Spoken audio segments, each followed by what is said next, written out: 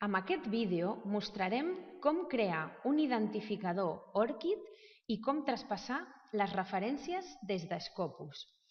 ORCID significa Open Researcher and Contributor ID i és una organització sense ànim de lucre que ha desenvolupat un identificador únic per als autors de treballs científics. Aquesta iniciativa està recolzada pels principals editors, com ara el Nature Publishing Group, Thomson Reuters o Elsevier. I també està recolzada per instituts de recerca com el CERN, el MIT o el California Tech.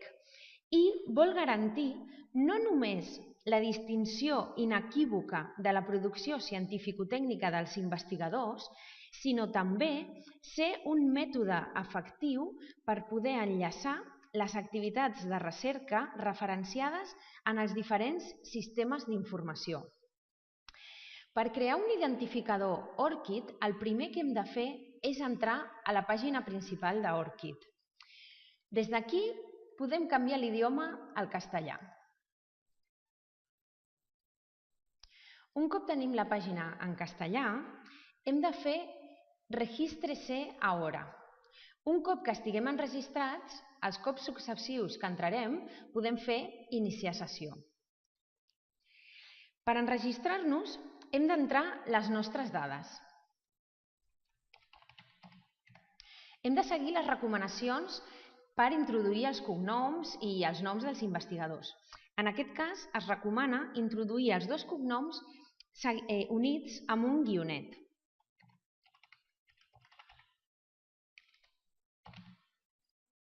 Entrem al correu electrònic.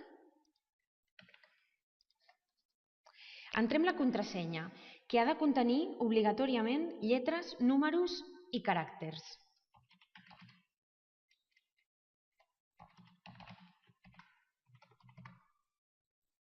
La confirmem. Podem triar les diferents opcions de privacitat: públic, limitat o privat. Hem d'acceptar les condicions i ja estem enregistrats.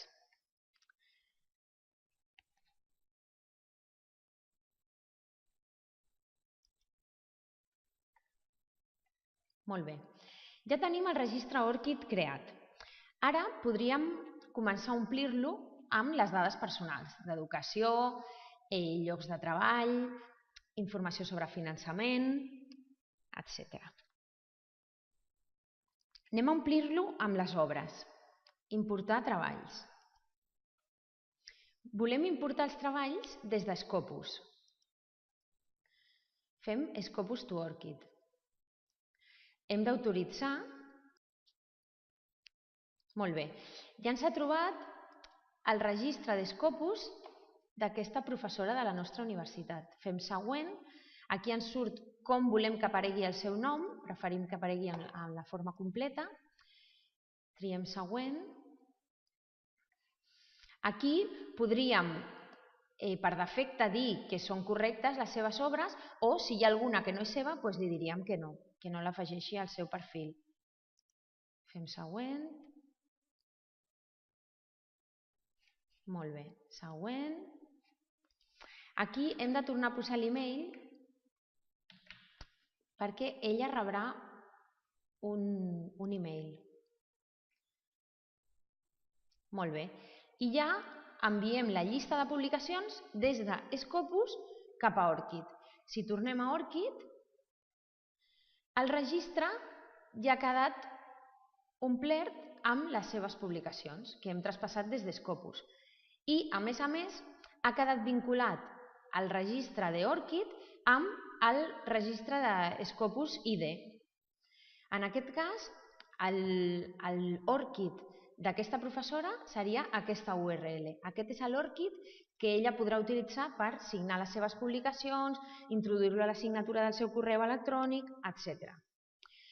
Per traspassar les referències des de Scopus cap a ORCID també ho podríem haver fet des de la pròpia pàgina de Scopus amb aquest enllaç de Add to ORCID. Des d'aquí O sigui, o bé ho podem fer des d'ORCID, que ho agafi directament a Scopus com hem fet, o bé des de Scopus dir-li que ho traspassi cap a l'ORCID.